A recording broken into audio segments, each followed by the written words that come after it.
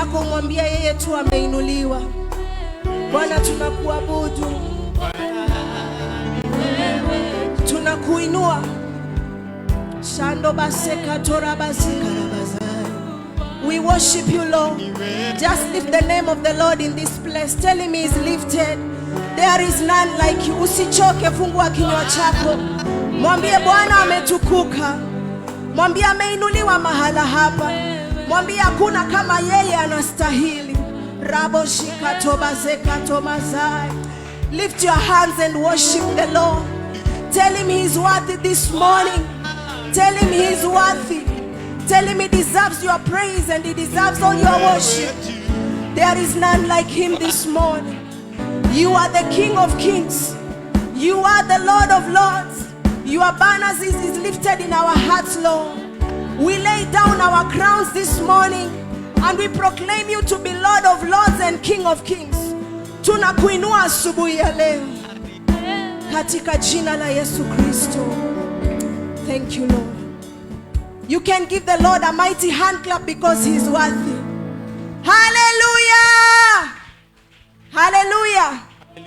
Akimumeboeka. Bwana asifiwe. Ni nini shida? Mungu ni mwaminifu. Amen. Tunaweza kumshangilia Bwana, tuimbe wimbo mmoja, alafu tutamwalika ambaye anatugawia neno la Mungu. Amen. Amen. Pigia Yesu makofi. Amen. Akijitayarisha tupige makofi tumshangilie Bwana. Hallelujah. Aya, inua hiyo mikono kwa Bwana Yesu, maana anakupenda na anakujali.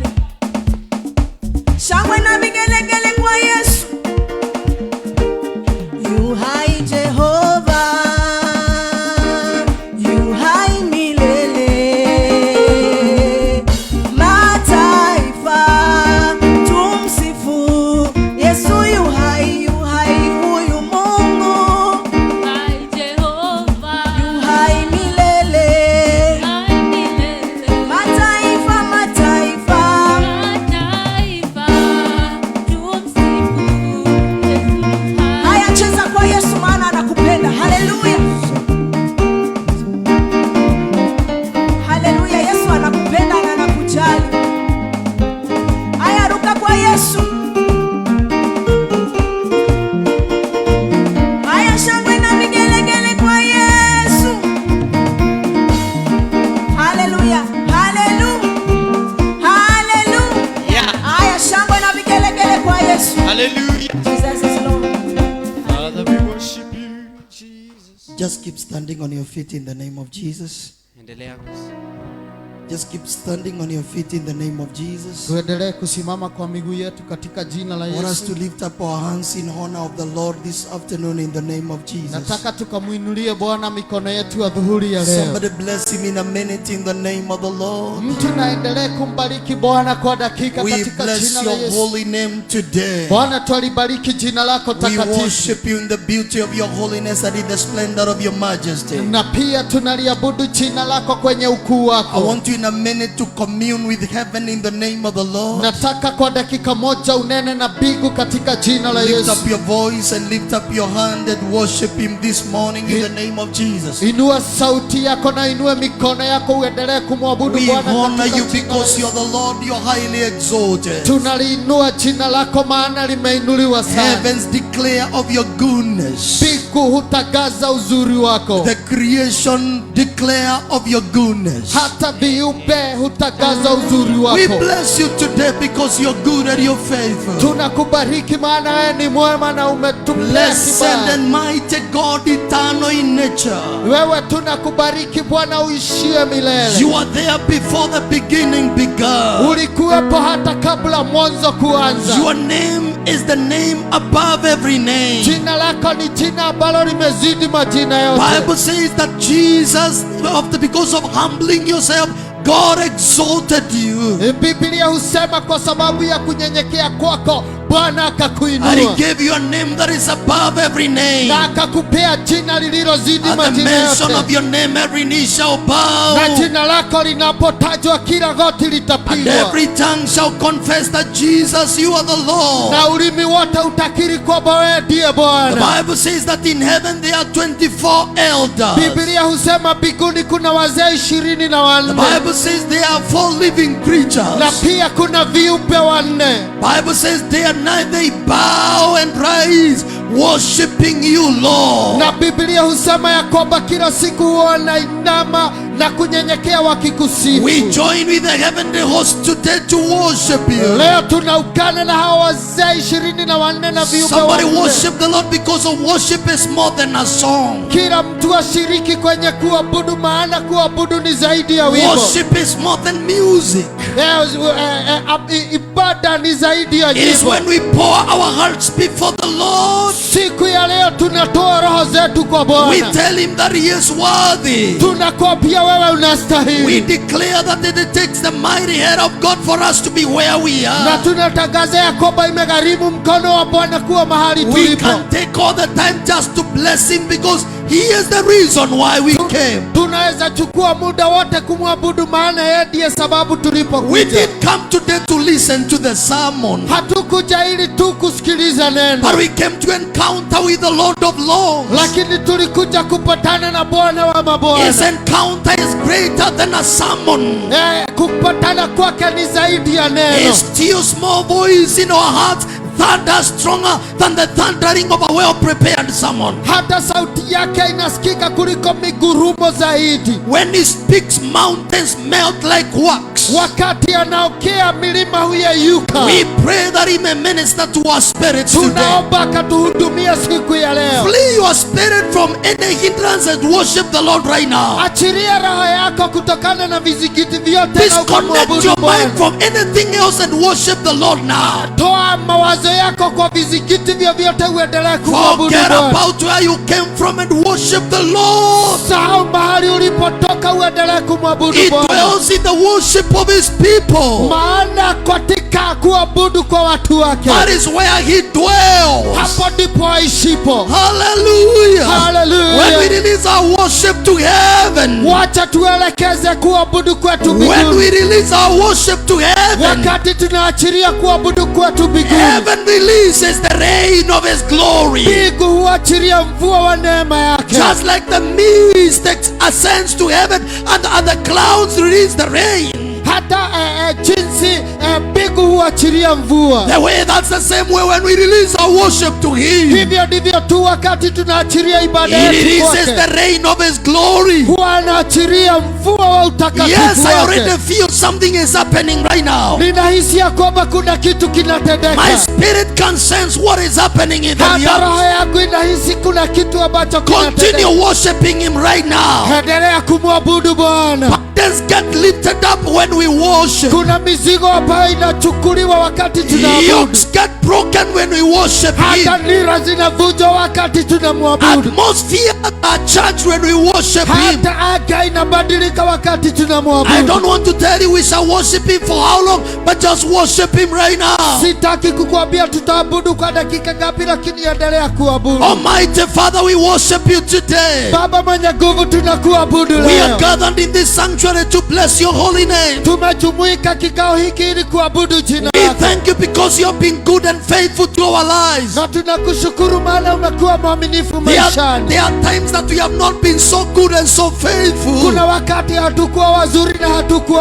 There are waaminifu. times that we have not kept our side up again. Na hata wakati mwingine hatukufaa kupata yale But Lord, tuliyoyapata. you have dealt us according to us in your mercies. Lakini Bwana umeshughulikia sisi kulingana na You huruma have not zako. handled us purely on justice, Haujatuhukumu kulingana na but haki, you have handled us by your mercy. lakini umetuhukumu kulingana na It is huruma by your zako. grace that we are alive Ni today. kwa neema yako tuko hai siku ya Somebody leo. worship him. We honor you, Lord. Tuendelee kumwabudu Bwana, We honor tunakuheshimu. you, Spirit of the living God. Tunakuheshimu Roho wa Bwana We ushie. cast down our crowns and worship you. Tunaweka mavazi yetu chini ili We kukuabudu. remove our dignities, we worship you. Tunatoa hata vipaji vyote ili We tukuheshimu. decrease as we honor you. Tunanyenyekea tunapoendelea We kukuabudu. forget what people call us and worship you. Tunasahau vile watu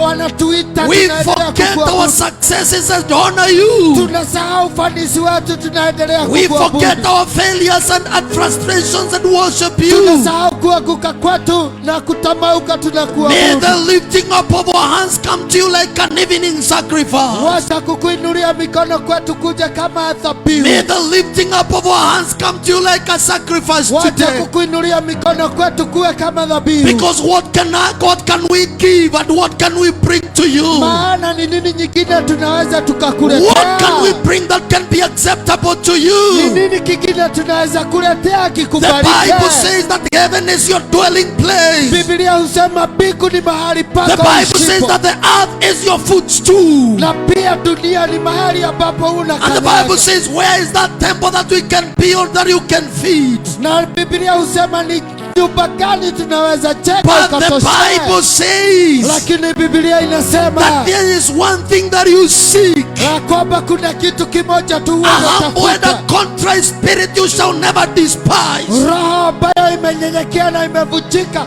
hutawahi We kupilia. break our hearts before you today. Tunavunjavunja nyoyo zetu siku ya leo. Jesus, you told the Samaritan woman Yesu kapia yule mwanamke that a time is coming and the time is now. ya kwamba wakati unakuja na wakati When ndio the huu, true worshippers shall not worship the Father in the temple, in the mountains. ambapo wale wanakuabudu watapatikana tu kwenye madhabahu na hata kwenye milima, Bible says they shall worship the Father in spirit and in truth. lakini watakuwa wanakuabudu kwa ukweli na kwa roho. And you told the Samaritan woman that that is what you seek. Na ukapia yule mwanamke Msamaria, kila ndicho huo We unatafuta. present ourselves today as we stand in the church. Tunajitoa siku ya leo tunaposimama hapa The kanisani. Lord, as you seek for true worshippers, Bwana, unapotafuta waabudu wa I ukweli, want to be among them in the name of Jesus. Bwana, ninaomba nikawe mmoja wao katika When you jina la release Yesu. the grace to the worshippers, Unapoachilia neema kwa maabudu, I want to be among them in the name of the Lord. na kuomba niwe mmoja wao katika jina la In Yesu. your own words, tell the Lord, I love you, Lord. Kwa maneno yako mwambie Bwana unampenda. Thank you, Spirit of the Lord, for choosing to abound in the service of today. Asante Roho wa Bwana kwa sababu ya kuamua kuwa mmoja wetu. I feel His presence right now moving in this atmosphere. Ninahisi uwepo wa Roho Mtakatifu kwenye I anga hii. feel His presence and His grace moving everywhere right now. Pia ninahisi neema hiyo ikifikia kila mmoja wetu. Sicknesses are getting lifted right now. Magonjwa yanaondolewa wakati huu. To those who are here and those who are following us in the media,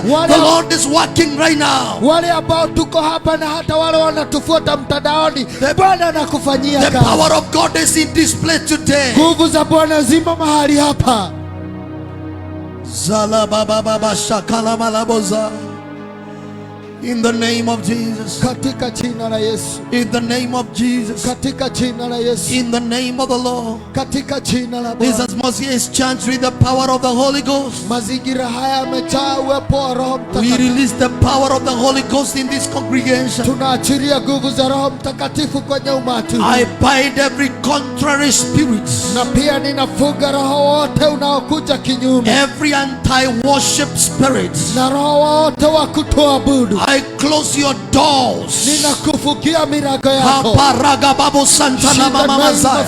In the name of Jesus. Katika jina la Yesu. Every force that contaminates atmospheres in people's minds, Nguvu zozote ambazo huharibu mawazo ya watu. every spirit of mind control, Na roho wote ambao hutawala mawazo. every spirit of instability and confusion, Na pia roho wote wa kuchanganyikiwa na kuleta masisi. by the authority that have been given as I stand on this altar, Kupitia mamlaka niliyopewa nikisimama I kwenye haya declare the madhabahu. supreme rule of the Spirit of God. Ninaomba hawa watu Bwana wakajazwe Roho wako May Mtakatifu. your spirit move in supremacy. Wacha Roho wako akaenee mahali hapa. Manifest yourself today, the service of today. Jionyeshane kwenye hii ibada ya leo. Father, a time is now Baba, wakati ndio huu. that you may glorify your Son Uje na ili ukajipatie utukufu. with the glory that he had before the world began. Wewe kupitia neema uliyokuwa nayo. Glorify your Son Jesus by healing the sick. Kuja uonyeshane mwana wako kupitia kuponya wagonjwa. Glorify your Son by delivering the bound. Jipe utukufu kwa kuwafungulisha waliofungwa. Glorify yourself by releasing the minds of your people. Jipatie utukufu kupitia kuhudumia maisha ya watu wako. Karama mama shatala balaboza. Kwa jina la Yesu. Rikatala baganda la balaba shantari unana boza. Mandala balaba satala bakantala balaboshala. Ritakala bokantala balaba shandala baboza. Father, we still believe in miracles. We believe in your mighty working in the name of Jesus. Bwana, hadi wa leo huwa tunaamini miujiza yako na nguvu zako. Miracle worker, we believe in your miracles. Wewe ndiye hufanya miujiza, tunaamini miujiza Mighty yako. God, we undoubtedly believe in your power. Bwana, watu wengine huenda wanatia shaka, lakini sisi tunaamini nguvu We zako. believe in your power even for the nation of Kenya. Hata tuliaminia nguvu zako kwa sababu ya taifa la We Kenya. believe in your power even for Africa.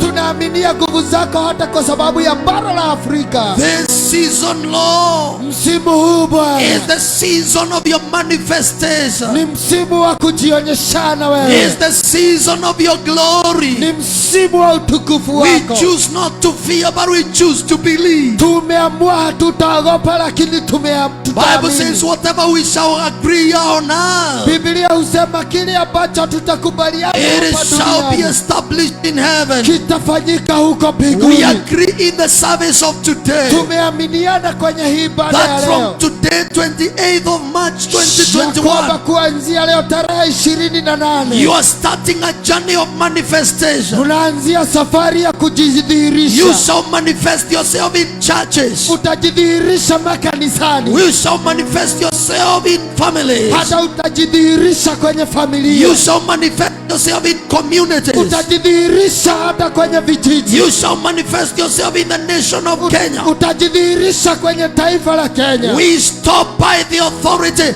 the force of the angel of death in the nation of Kenya and in the church. Tunasimamisha nguvu za malaika wa kifo kwenye taifa la Kenya. Somebody lift up your hand. We are commanding stoppage of operation to every angel of death released in the nation of Kenya, released in the families of Kenya, released in the communities, and even released in the church. Tuinue mikono, usimamishe nguvu za malaika wa kifo zilizoachiliwa nchini Kenya, kwenye familia yenu na hata kwenye vijiji vyetu. We declare in the name of Na Jesus, tunatangaza katika jina la our Yesu, people shall live. watu wetu wataishi, Nation of Kenya shall live. taifa la Kenya litaishi, The church shall live. na hata kanisa litaishi. Somebody make a declaration and declare we shall live. Mtu atangaze ya kwamba tutaishi.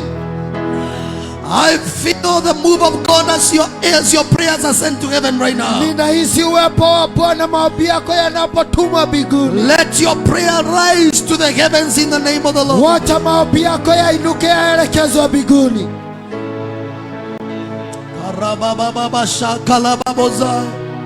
We can legislate in heaven from this altar Tunaweza toa mamlaka kwa niaba ya mbingu, because we have been given the legislative authority. maana tumepewa hiyo nguvu ya kutoa mamlaka. We are the gathering of the Lord. Sisi ni mkusanyiko wa Bwana. We are the heavenly legislative arm. Sisi ndio tumetumwa kutoka mbingu tuje tutoe amri. We are the parliament of heaven. Whatever we decree shall be Sisi established. ndio bunge la mbinguni, kile ambacho tutatoa amri lazima kitatimizwa In the name of the Lord. katika jina la Yesu. Oh, Rashalababa Zakarababoza. In the name of Jesus. Katika jina la Yesu. In the name of Jesus. Katika jina la Yesu. In the name of the Lord. Katika jina la In the Bwana. name of Jesus. Katika jina la Yesu. In the name of the Lord. katika jina la Bwana. Jesus said, whatever you shall ask in my name, Yesu akasema kile ambacho mtaitisha kwa jina langu, believe that you have received it and you shall receive it. amini mmekipokea na mtakipokea. Today we believe in the name of Jesus. Leo tumeamini jina la Bwana. We believe, we believe, we believe. Tumeamini, tumeamini, tumeamini. We believe in the name of the Lord. Tumeamini jina la Bwana. The reason why we gathered today is that the Lord gave us a chance to speak a word to the nation of Kenya. Sababu tuliokusanyika ni kwa sababu Bwana alitupa hiyo nafasi ya kutoa neno juu ya nchi ya Kenya. And it shall not be in vain in the name of the Lord. Na haitakuwa hivyo tu bure katika jina la We Yesu. bless you and we honor you. Bwana tunakubariki na tunakuheshimu. In Jesus' name we pray. Katika jina la Yesu tunaomba. Amen. Somebody celebrate the Lord in the name of Jesus. Amen. Mtu afurahie Bwana katika jina la Yesu.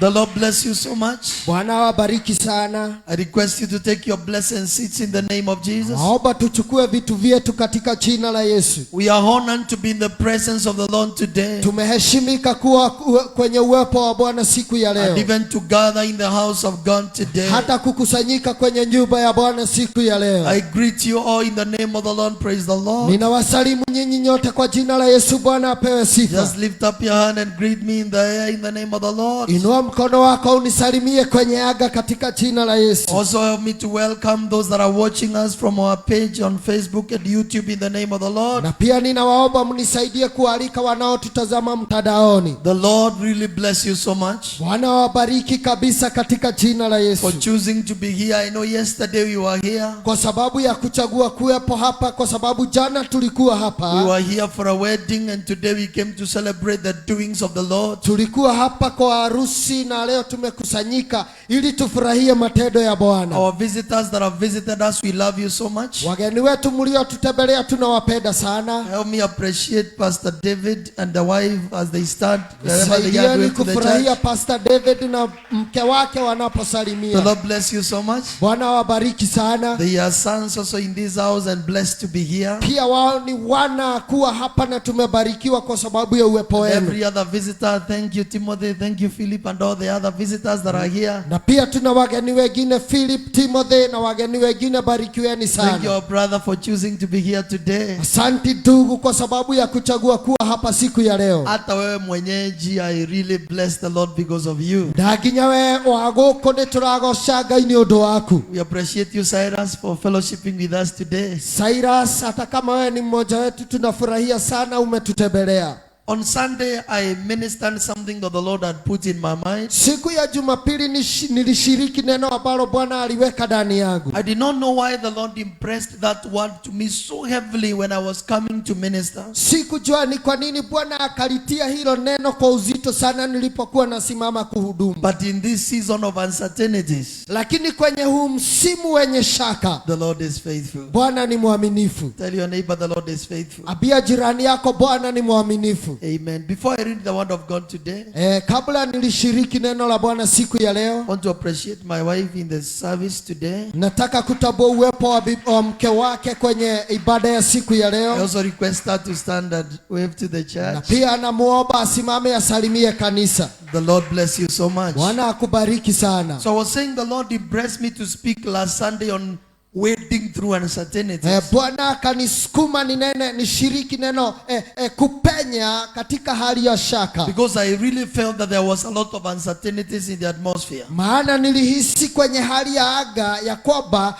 kuna shaka nyingi. But I thank God because the Lord is making a way. Lakini namshukuru Bwana maana anatengeneza njia. Today I want to read from the book of Luke chapter 4. Leo nataka nisome kwenye kitabu cha Luka mstari wa 4, mlango wa 4. I want to speak on another message that the Lord has impressed in my heart today. Nataka nishiriki neno ambalo Bwana ameliweka ndani yangu siku ya And leo. I'm ministering on a message I'm calling Na ninashiriki ujumbe ambao ninauita Surviving the Storms of Trials and Temptations. kusimama kwenye mawimbi ya majaribio. Yes, surviving in the storms of trials and temptations. Kusimama ama kushinda kwenye majaribio. It is the will of God that even when trials and temptations come, Ni mapenzi ya Bwana hata wakati majaribio yanakuja, they are still going to leave you standing. ya kwamba yatakuacha ukiwa umesimama. When seasons of storms come in the life of a believer, Misimu ya mawimbi ya majaribio yanapokuja kwenye maisha ya it muumini, is the will of God that you're going to be left standing in the name of ni Jesus. mapenzi ya Bwana kuacha ukiwa umesimama. Praise the name of the Bwana Lord. Yesu apewe sifa. Because it is for sure that trials and temptations will always come Ni in kwa- the journey of a believer. Ni kwa sababu kuna uhakika, ni lazima mawimbi ya majaribio yatakuja kwenye safari ya maisha yako. Jesus saying that a servant is not greater than the master. Yesu akasema ya kwamba mkuu A slave ama mtumwa is not greater than the master. mdogo si mkubwa kuliko msimamizi wake. So if Jesus, who was our master, went through trials and temptations, Na kama Yesu aliye kiongozi wetu alipitia majaribio, once in a while and occasionally will go through trials and temptations. kwa muda ama wakati mmoja ni lazima tutapitia yale majaribio. Look at this. Bible says, Luke chapter 4 verse 1, then Jesus, filled with the Holy Spirit, Angalia kitabu kwenye Luka mlango wa 4 mstari wa kwanza. Biblia inasema naye Yesu hali amejaa Roho Mtakatifu returned from the Jordan and was led by the Holy Spirit into the wilderness alirudi kutoka Yordani akaongozwa na Roho nyikani, to be tempted for 40 days by the devil. akajaribiwa kwa siku 40 na Ibilisi. And in those days he ate nothing, and afterwards when they had ended, he was hungry. Na siku hizo alikuwa hali kitu, hata zilipotimia aliona njaa.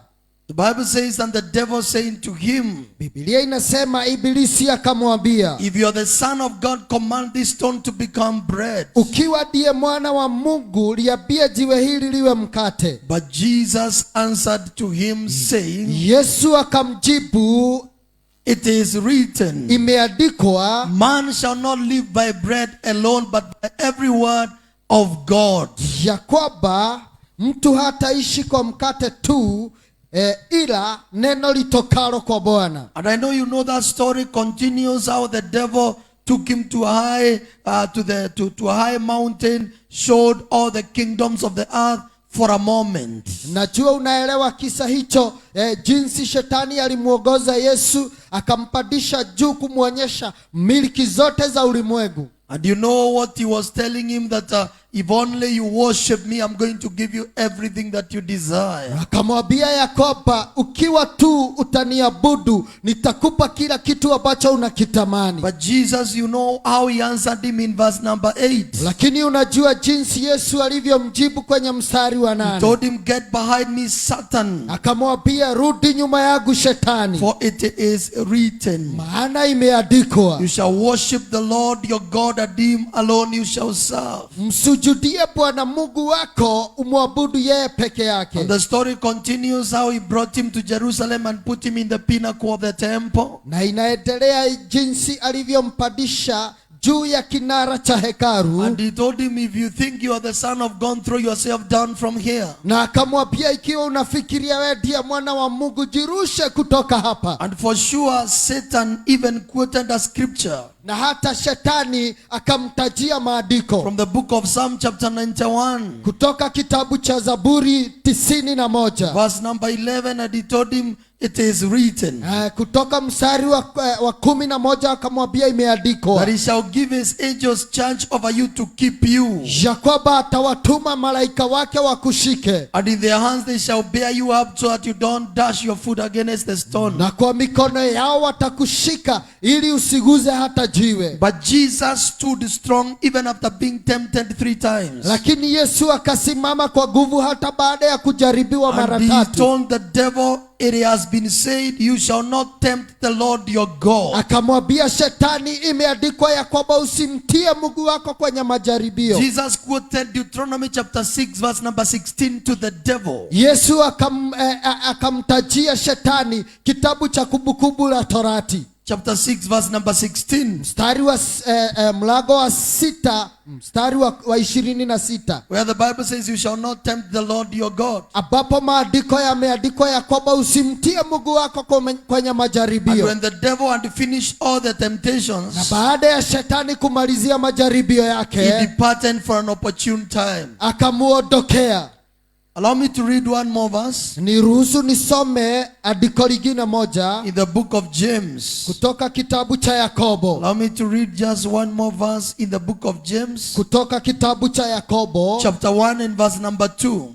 mlango wa kwanza mstari wa 2. James is writing Yakobo anaandika, to the 12 tribes that are scattered, and this is what he says. anawaandikia makabila yote 12, anayaambia My hivi: brethren, ndugu I zangu, want you to mark who is writing. He is writing to my brethren. nataka ujue ni nani anaandika. Anaandikia ndugu zake. Count it all joy when you fall into various trials. Hesabuni ya kuwa ni furaha tupu mkiangukia katika majaribu I mbalimbali. want you to mark some few ones in verse number 2. Nataka uyasisitizie maneno fulani kwenye huu mstari. Number 1, I want you to mark the word my brethren. Jambo la kwanza nataka usisitizie maneno ndugu zangu. That one I'm going to be touching it in my preaching today. Nitakuwa naangazia hiyo sehemu nitakapokuwa na hubiri. The other word I want you to mark is the word fall. Nataka upigie mstari maneno muagukapo. Fall. To fall is to land suddenly without a plan. Kuaguka ni kuaguka bila mpango ama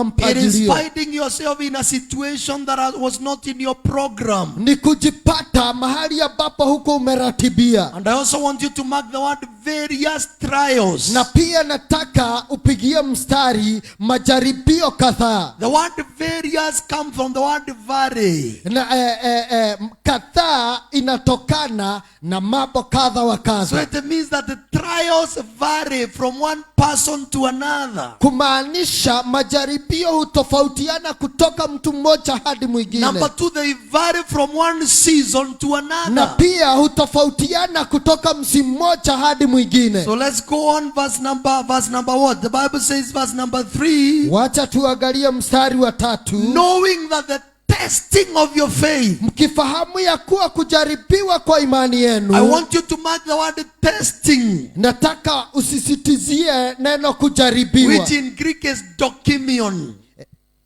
I'm going to explain what it means. Nitakuwa nafafanua maana yake. Testing of your faith Kujaribiwa kwa imani yenu produces patience. huleta subira. Verse number 4, but let patience Mstari wa 4, na subira yenu have its perfect work, iwe na kazi kamilifu, so that you may be perfect and complete, mpate kuwa wakamilifu na watimilifu, lacking in nothing. bila kupungukiwa na chochote. So I want to talk about surviving the storms of trials and temptations. Nataka kuzungumza kuhusu kusimama misimu ya majaribu. And I say that salvation is not an immunity against trials and temptations. Na nikasema wokovu sio kizuizi cha kupitia majaribu. Trials and temptations come to those who are saved and even those who are not saved. Majaribio huwakujia wale waliokoka na wale hawajaokoka. Let me start by explaining trials, then I go to temptations. Wacha ni kwanza niwaambie kuhusu kutahiniwa,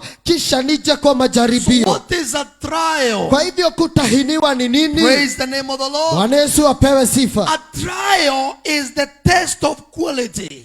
Kutahiniwa ni kuangaziwa kama umefikia kiwango. Test of quality, test of performance. Ni kutahiniwa jinsi unavyofanya kazi. Or testing of sustainability. Na pia kutahiniwa jinsi unavyojiendeleza. So when we talk about the trial, we are talking about the testing of your quality as a believer. Kwa hivyo tunapozungumzia kutahiniwa, tunaangalia kiwango chako kama muumini. Your performance or even your suitability. Na pia unafanya kazi vipi na ni vipi umefaulu kufanya ile kazi. Another name for testing is examination. Na pia jina lingine la kutahiniwa ni mtihani. When you talk about examination, it depends depends with which field.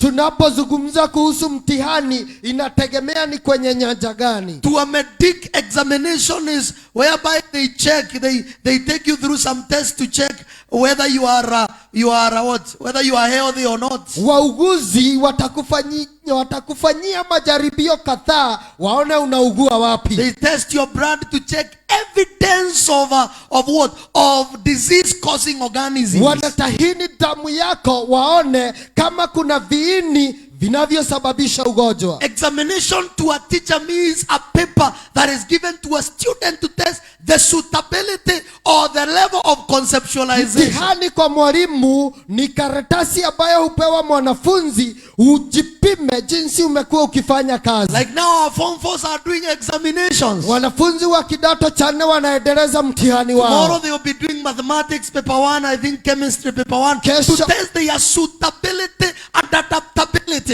Kesho watakuwa wanafanya mitihani ya hisabati na kemia kuangalia jinsi wamekuwa wakielewa mambo. But when we talk about examination to a lawyer or to the court of law, lakini tunapozungumzia mtihani kwenye mahakama, in a court of law examination, mahakamani mtihani ni refers to the scrutiny of evidence. Ni kuangalia ushahidi kwa makini Before a judge or before a jury. kabla ya uamuzi. So all those things, when you look at all those things that I've said, ukiangalia hayo mambo yote ambayo tumeyasema, examination are not negative in nature. Mtihani si hasi katika maisha. They are positive in nature. Ni chanya katika maisha. When we come to the spiritual life, tunapozungumzia kuhusu maisha ya kiroho, examination or testing, mtihani wowote is a trial that comes from God. Ni majaribu ambayo hutoka kwa Mungu. In order to test and refine our faith in ili Him. utahiniwe imani yako na ikamilishwe. Trials do not come from the devil.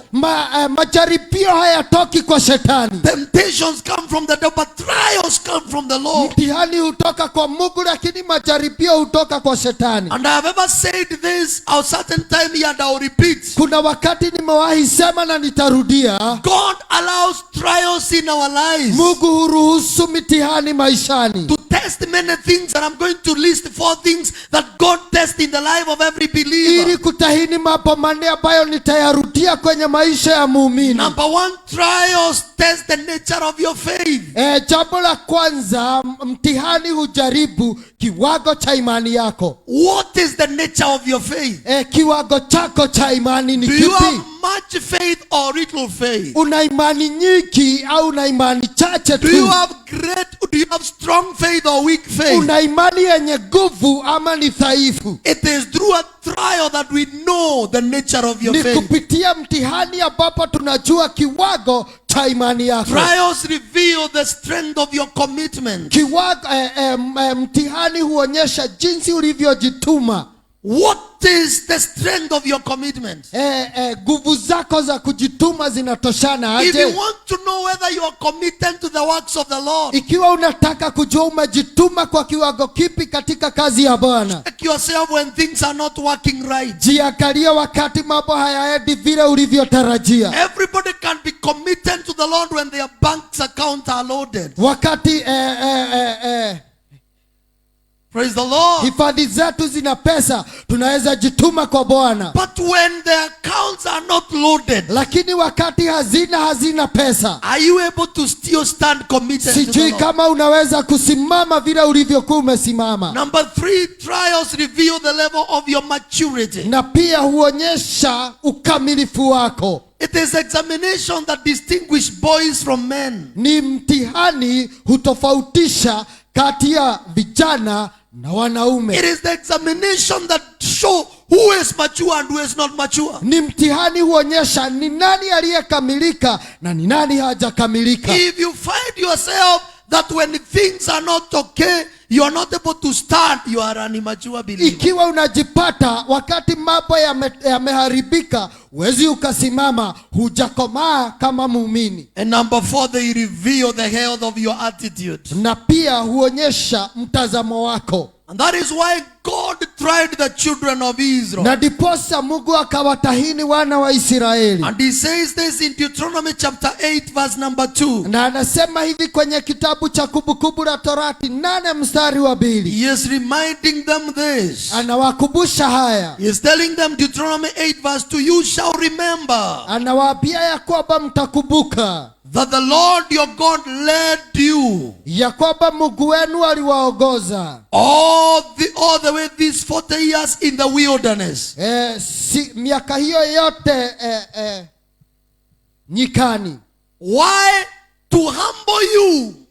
Kwa nini? Ili awafanye mnyenyekee. Number 2, to test you. Pili, ili kukutahini. To know what was in your heart. Ili kujua ni nini kilichokuwa ndani ya roho zenu.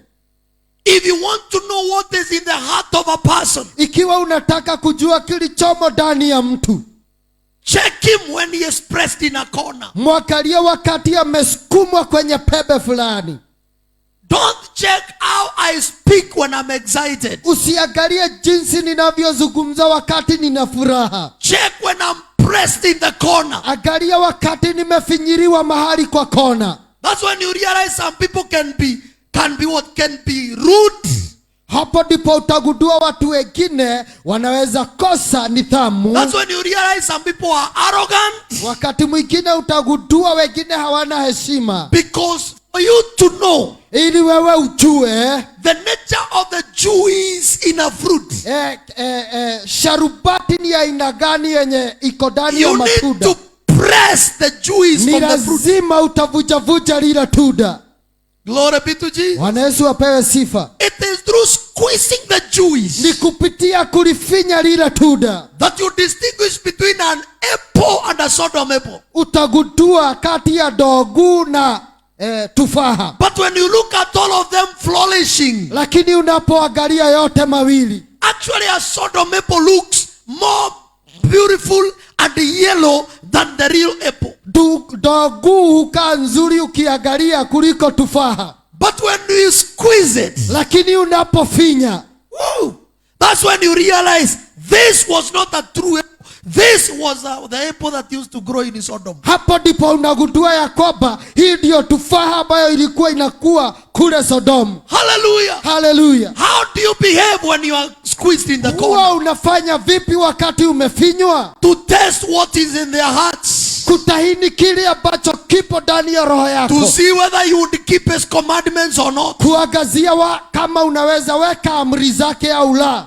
Glory be to the name of the Bwana Lord. Yesu apewe sifa. So he humbled you. Kwa hivyo akawanyenyekeza. He allowed you to hunger. We are in verse number 3. Akawaruhusu kupatwa na njaa. And he fed you with manna which you did not know, nor did your fathers know, that he might make you know that man shall not live by bread alone, but man shall live by every word that proceeds from the mouth of the Lord. Kwa hivyo akakutweza, akakuacha uone njaa, akakulisha kwa mana usioijua wewe wala baba zako hawakuijua.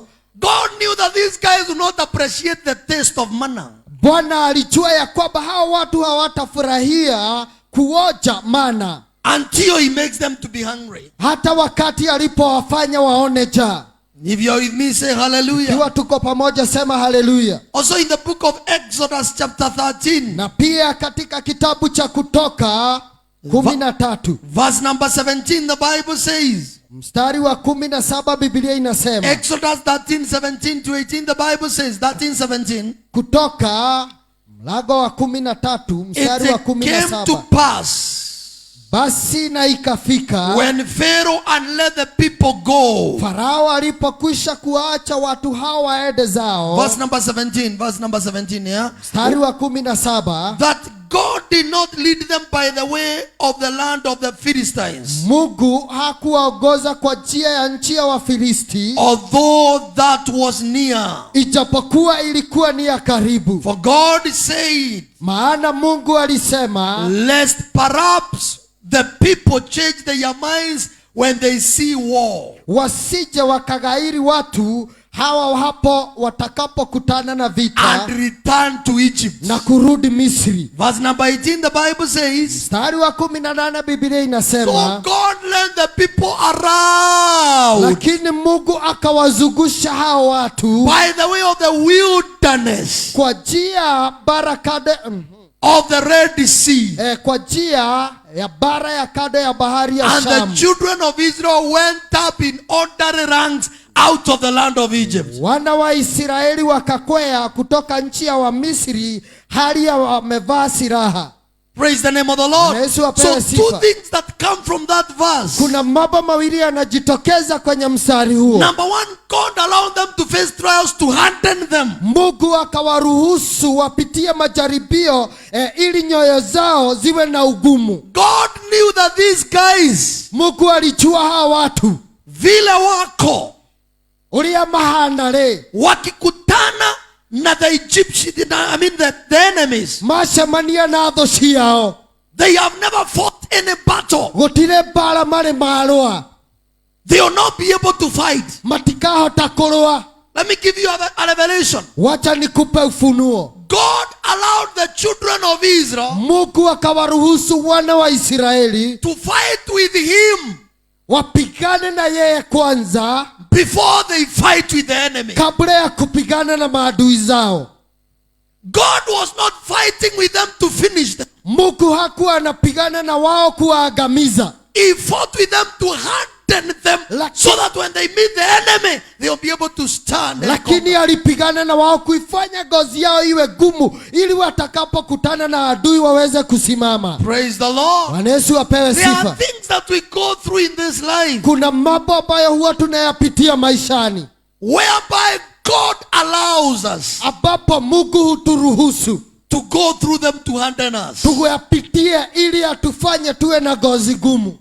Every ministry has got a training. Kila huduma ni lazima iwe na mafunzo. Ministers are not trained in the theology schools. Wahudumu huwa hawapelekwi kwenye shule za theolojia. Bible school comes to confirm your training and your equipping. Shule za theolojia huwa zinakuja tu kutuhakikishia umehitimu. And it is important for people to do Bible school. Na ni vyema watu kwenda kusoma kwenye shule za theolojia. But the Bible school should come to confirm Lakini that you are ready for ministry. Lakini zinapaswa kuja kutufahamisha umefaulu kuendelea na huduma. Where are we trained? Tunafunzwa wapi? The desert school of ministry. Kule jangwani.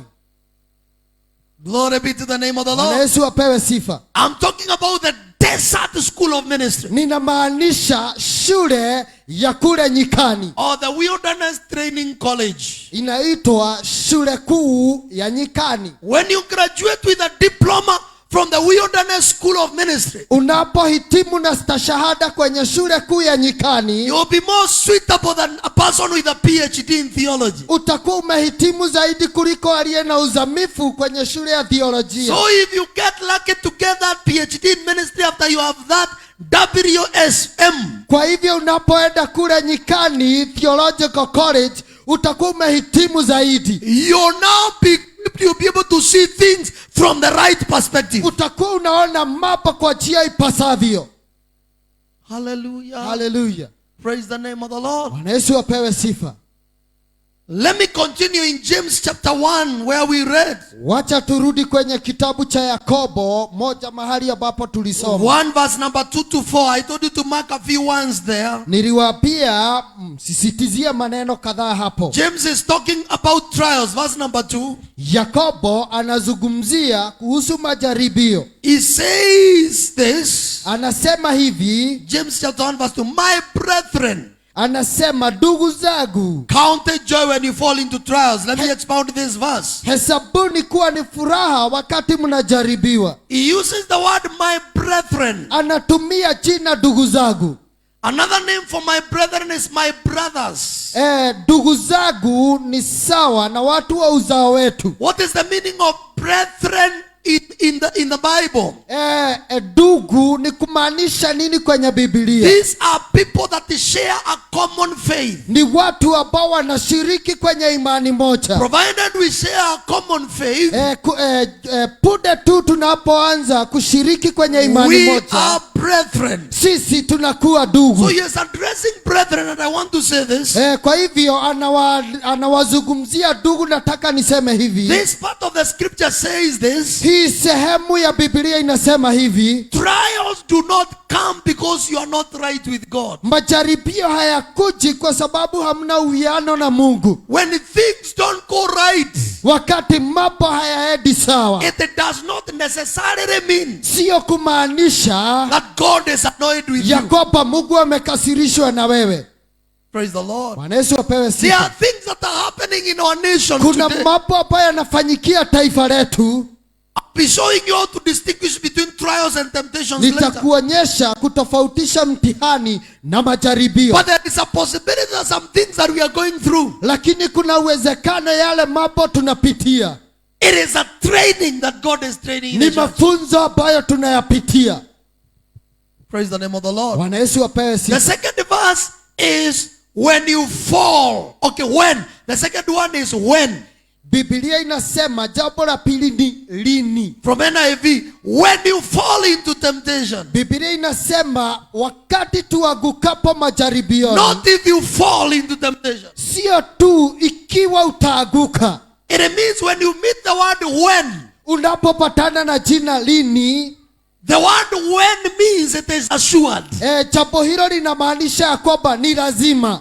If it was the word if, Kama ni ikiwa, it would mean that you can or you may not. ni kumaanisha unaweza ama usiweze. So it means that everybody at one point or the other Ni kumaanisha kila mtu wakati mmoja goes through a temptation. ni lazima I mean a atapitia trial. mtihani. Praise the Lord. Bwana Yesu apewe sifa. Everybody that is hearing me here, Yule yote ambaye ananisikiliza hapa, you are either in the fire, aidha unapitia ndani ya moto, you have just got out of the fire, au labda umetoka tu ndani ya moto, or you are about to enter into the fire. au unataka kuingia kwenye moto. There are three people listening to me here. Kuna watu aina tatu wananisikiliza hapa. Maybe you are almost getting into the fire after the sermon. Labda unaelekea kuingia kwa moto baada ya hii ibada, Or maybe as I preach, you are already in the fire. au ninapoendelea kuhubiri tayari umeingia ndani ya ule moto, Or you just finished getting out of the fire. au tayari ushakamilisha kupitia ndani ya That moto. is the word when.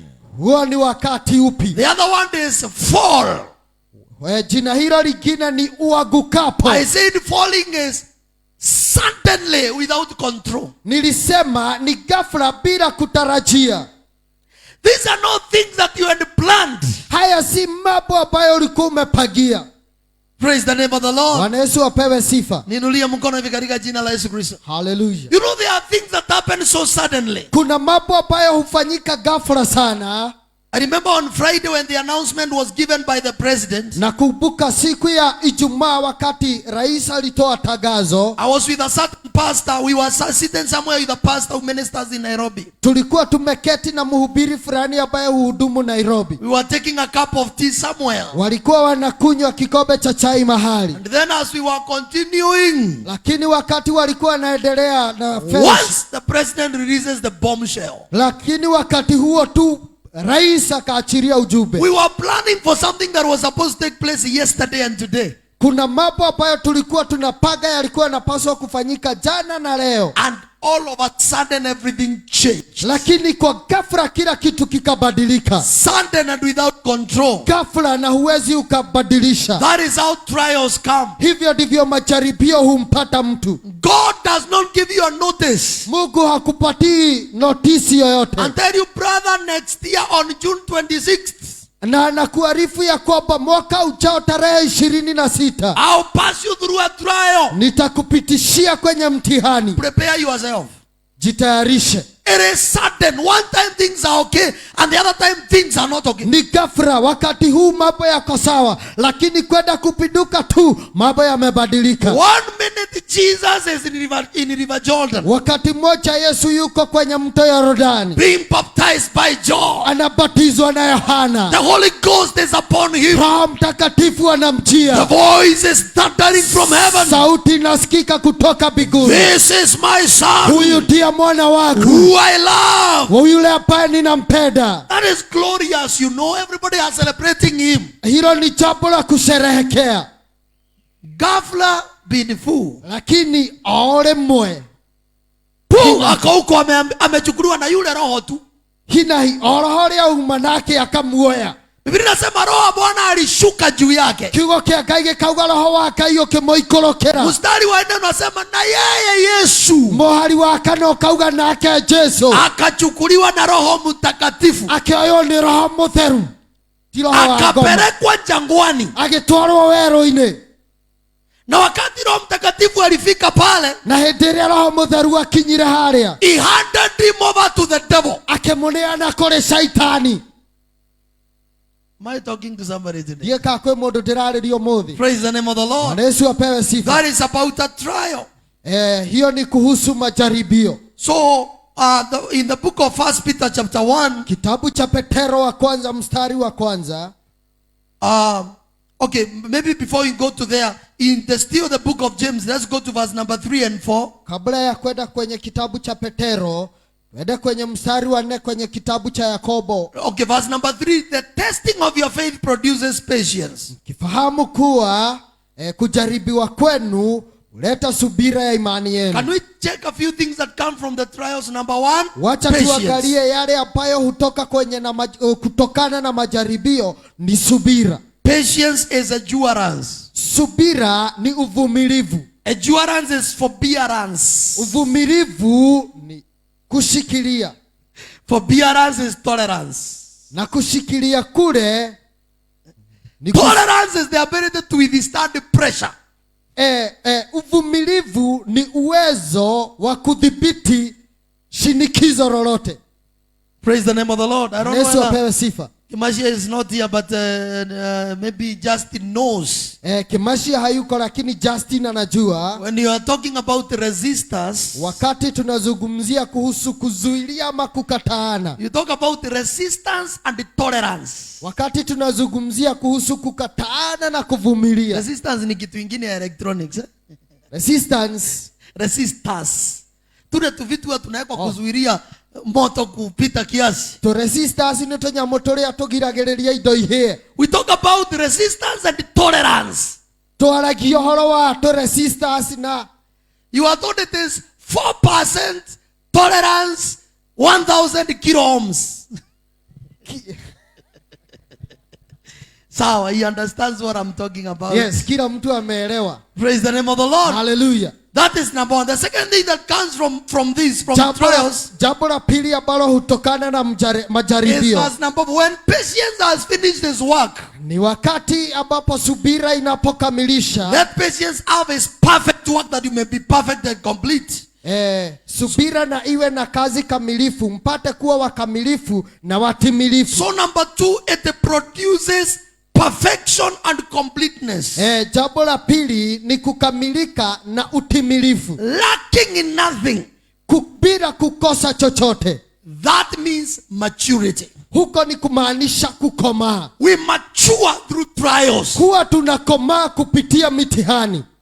Praise the Lord. Bwana Yesu apewe sifa. Ukiwa Mkristo, agikorwo we Mukristiano, usifurahi ati wakati kila kitu inaendaga mizuri kila wakati. tugakenerere ati hindi ciothe no munywe. Utaishi kuwa mtoto. Ugutura uri o mwana wina nderu. Praise the Lord. Bwana Yesu apewe Hata sifa. mtoto akiwa mdogo vile anakomaa, ndio chakula kinaendelea kufanywa kigumu. O uria mwana arathie na mbere na gukura, noguo athiaga na mbere na kuumirio irio. Ndio mwandishi wa Ibrania in Hebrews chapter 5 anaambia wale, nina maneno mengi naweza kuambia. Mwandiki wa Hibirania akauga ndina maundu maingi muno ikimwira, Lakini siwezi kuambia no ndingimwira thaa ici, sababu nyinyi bado ni watoto, mnategemea maziwa. tondu inyuĩ mũrĩ o ciana mũnyuaga iria. Akasema chakula kigumu Akauga irio nyũmũ belongs to the mature, ciheagwo arĩa agima. who by practice ways aria kuhetukira gwika have maundu trained themselves ambao wamejifunza to wenyewe, distinguish good and evil. wamejifunza kutofautisha mazuri na mabaya. So hard food is for the mature. Kwa hivyo chakula kigumu ni cha watu waliokomaa. You cannot have patience if you're going through nothing. Huwezi kuwa na subira ikiwa hujawahi pitia lolote. We don't endure nothing, we endure pressure. Huwa hatuhimili kitu hakipo, huwa tunahimili shinikizo. I came to tell believers, Nimekuja kuwaambia waumini grow and have the ability to withstand the pressure. kuwa uwe na uwezo wa kuhimili shinikizo. Praise the Lord. Bwana Yesu apewe sifa. Umeelewa shinikizo ni nini eh? Shinikizo. Niliwaambia Sukumo. interpreter ni mwalimu wa Kiswahili na saa nyingine Kiswahili yakuwa ngumu kushinda Kiingereza. Si mnaelewa hiyo? So understand this Shinikizo. shinikizo. Sukumo ama mtukumo. Ndio hiyo kushinikizo kuthinekererio. Ndio hiyo. Praise the name of the Lord. Amen. And withstand. Na uweze kuhimili. Wacha kuwa yule believer anaishiki kwa kanisa kila wakati uko na notice kwa mfuko ni vile haijasainiwa ya kuambia pastor anaweza toa kanisa anytime. Tigaga kuhana mwetekio ria ukaga ari na clearance form muhuko atio hindi ciothe ukaga wetereire uhutithio wira pastor jainira haha thi kuria ndirathie. Unangoja tu hiyo sermon usikie vile itaenda. Ukoragwo wetereirio hanini uhengo muhunjie uge uria utagwetereire Iniguze kidogo. uhitanie Pastor niko na mwito wa kuundumu pengine. ona ni njetetwo ngahunjie kungi. Ama unakuwa na clearance form kwa Mungu. Uturaga na clearance form kwa Ngai. Mungu ujaribu kukosa kujibu hii ni backslide. Ngai mawaga kuhe kiratu kingi nie no ngugwa. Ni vile tu ama polite preacher. Digaga coka ringi kau. Ni vile ama polite preacher. Juzi nilikuwa mkutano Geshogo na yule mhubiri alikuwa anahubiri pale. Kuna siku pastor arathiete mucemanio Geshogo na muhunjia uria urahunjagia kuria alihubiri na Geshogo asema kutena muthaithano. Arera ndo ndikumuthaitha ringi. Mimi sijasema hivyo, ni huyo alisema. We ndanauga uguo no na haha no tuge. Sijasema nimekubaliana na yeye, lakini pia sijasema nimekatana na yeye. Ndanetikirania nake no ndanaregana nake. Develop some muscles. Pata nyama za kuhimili. Hello. Hallelujah. Niunulia mkono hivi. Sasa ungekuwa unajua Yesu die kane oya ate Jesu. Sijui kama alikuwa kama mimi or he was tougher than me. Die kana hanaga tanie kana ari mururuku ngira. One day he puts pressure on the brethren. Wakati mwingine akawasukuma ndugu. You told them you want to follow me. You know Jesus was a funny one. Yesu ni kama hatukumtabua vizuri.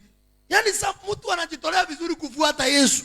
Watu wakajitolea makerutera mamurumirire Yesu anamwambia enda kwanza ukatae watu wenu then ukuje. Jesus mamurumireirio guothe akamera tabei muthio kwanyu mwire andu anyu mutimoe mucoke muke.